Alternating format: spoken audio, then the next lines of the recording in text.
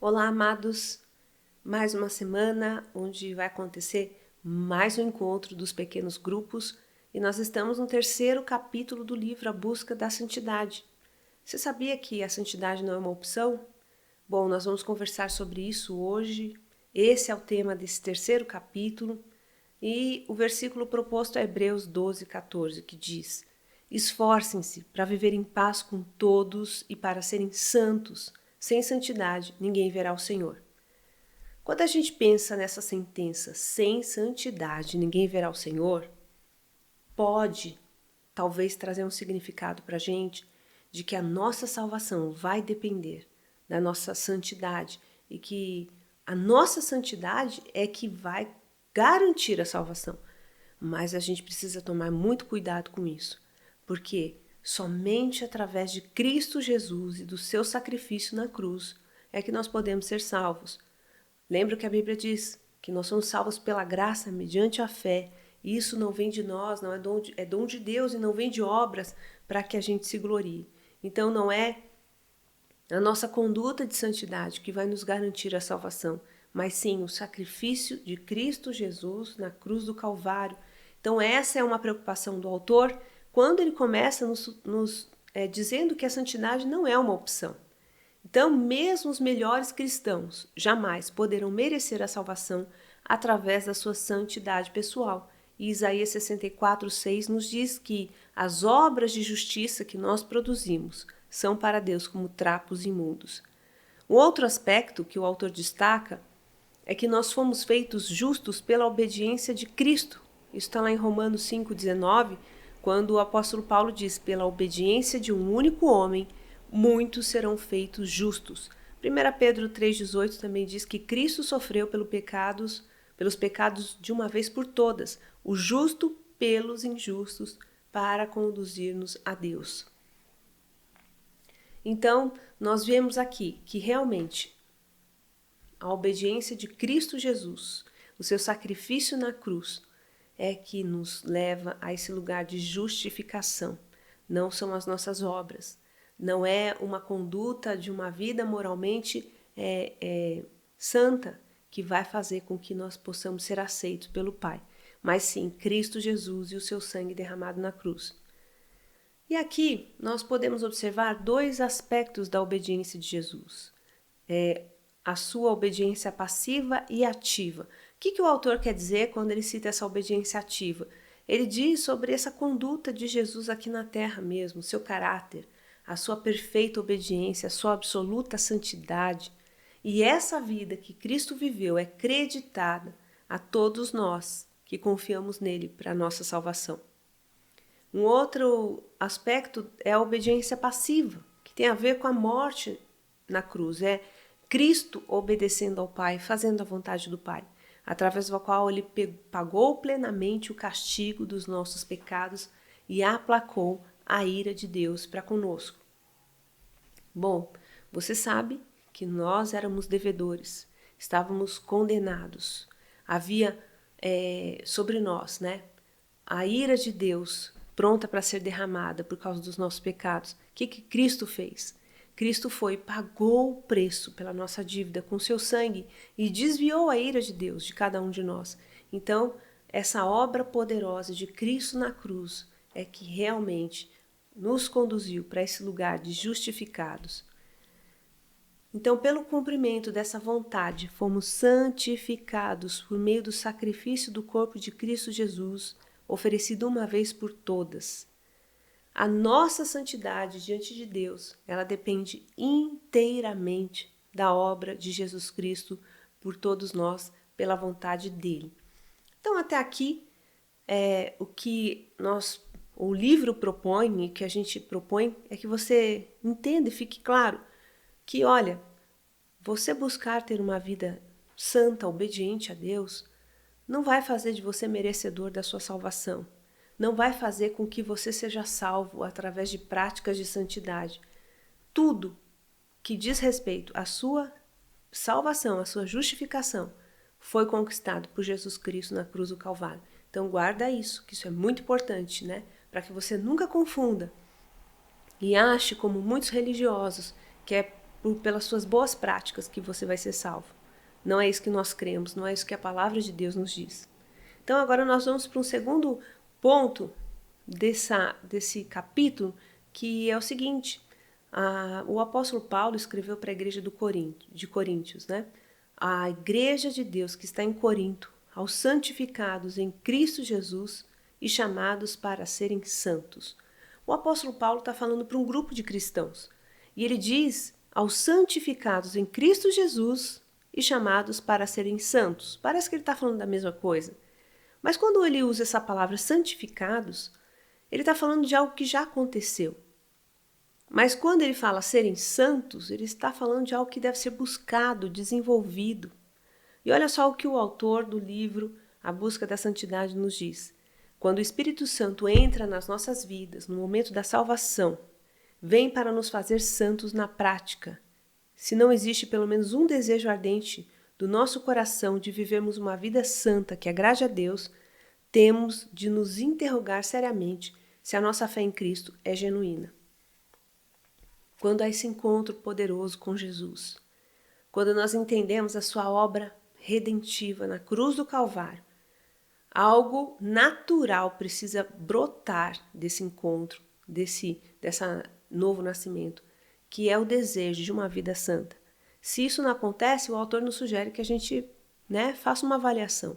Se realmente nós tivemos um encontro verdadeiro, se a gente entendeu o que é realmente estar debaixo do senhorio de Cristo Jesus. Então, prosseguindo aqui, lá em 1 Tessalonicenses, Paulo vai falar que o próprio Deus de paz vos santifique completamente, e o vosso espírito e alma e corpo sejam conservados irrepreensíveis para a vinda de nosso Senhor Jesus Cristo. Isso está lá em 1 Tessalonicenses 5:23. Espírito, quando o apóstolo usa esse termo espírito, ele está falando dessa dimensão do nosso ser, tridimensional, espírito, alma e corpo. E o espírito, ele vai viver essa redenção, essa regeneração que acontece quando nós somos salvos. A nossa alma, que é esse lugar das emoções, do intelecto, da vontade, ela, na verdade, é convidada a despir-se do velho homem. É quando nós mudamos nossa postura, nosso comportamento, a nossa mente, a nossa conduta.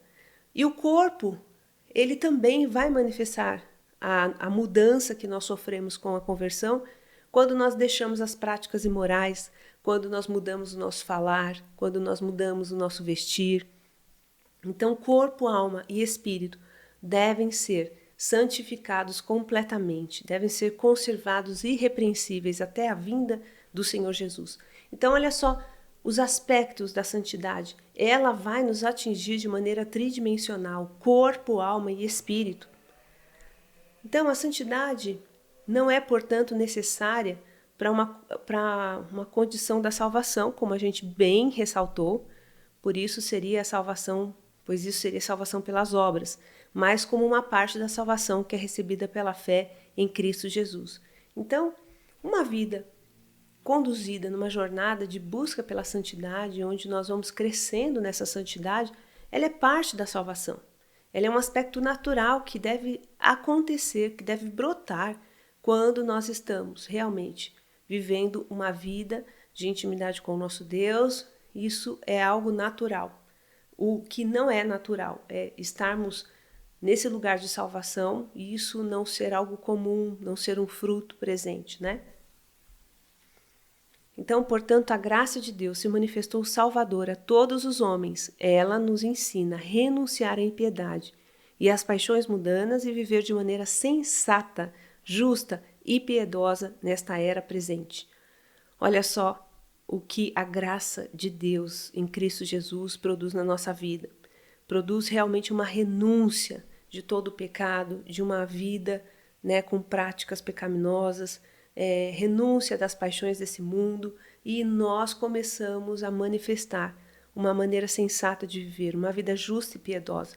Então, é esse o fruto da salvação em nós, santidade. E aí o autor vai trazer para a gente aspectos bem claros do porquê a santidade de Deus ela é requerida. ela é requerida para que seja possível a comunhão com Deus. Se Deus é a luz e nele não há treva alguma, e treva e luz não conseguem habitar juntas, né?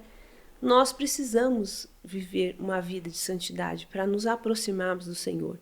Lá atrás, Isaías vai dizer que o pecado nos separou do Senhor, né? Mas o sacrifício de Cristo Jesus nos posiciona nesse lugar de santidade, nos aproxima de novo, né, ao Pai. A santidade é igualmente necessária para um serviço eficaz. Quando nós servimos na casa de Deus, é preciso que seja manifestado na nossa conduta também santidade. Olha o que Paulo diz para Timóteo: se alguém se purificar de todas essas coisas, será vaso para honra, santificado, útil para o Senhor e preparado para a boa obra. Então, nós ainda nos tornamos vaso de honra, né? Quando nós vivemos uma vida de santidade no nosso trabalho oferecido ao Senhor. E a santidade também é necessária para a nossa segurança da salvação. 2 Coríntios 5,17 diz: portanto, se alguém está em Cristo, é nova criação. As coisas antigas já passaram, eis que tudo se fez novo.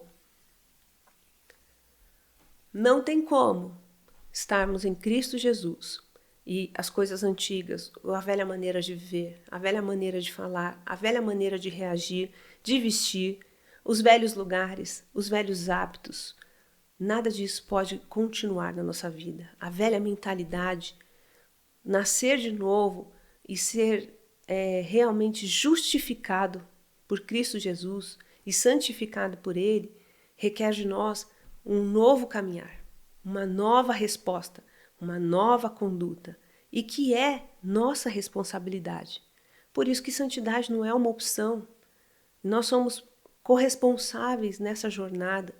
Nós precisamos corresponder ao Espírito Santo, que é aquele que nos ensina, que nos orienta, que nos exorta, através da palavra, através da sua própria voz. Quando nós estamos no nosso tempo de oração, de devocional, nós somos convidados a abandonar a nossa velha maneira de viver. Então, santidade não é uma opção para mim e para você, quando nós estamos em Cristo Jesus, mas sim um dever. Então, nós finalizamos com essa frase do autor do livro: a única evidência segura de que estamos em Cristo é uma vida santa. Olha como a santidade ela está profundamente intrínseca, enraizada, unida, né, à nossa salvação em Cristo Jesus. Quando somos justificados por Ele, nós somos colocados nesse lugar de santificados e Ele nos dá todas as condições para andarmos em santidade. Então, nós abordamos aqui que a salvação ela não é garantida pelas nossas obras de santidade, né? Nós não somos salvos pelas obras. Cristo Jesus e o seu sangue são aqueles que nos justificaram, foi o que nos justificou na cruz. Mas nós temos sim que viver uma conduta e uma jornada de santidade. E o Senhor nos dá condições para isso. Então, que você possa ter um encontro maravilhoso no seu pequeno grupo, que essas pontuações sejam mais uma vez trabalhadas para uma compreensão mais completa. Que Deus abençoe você.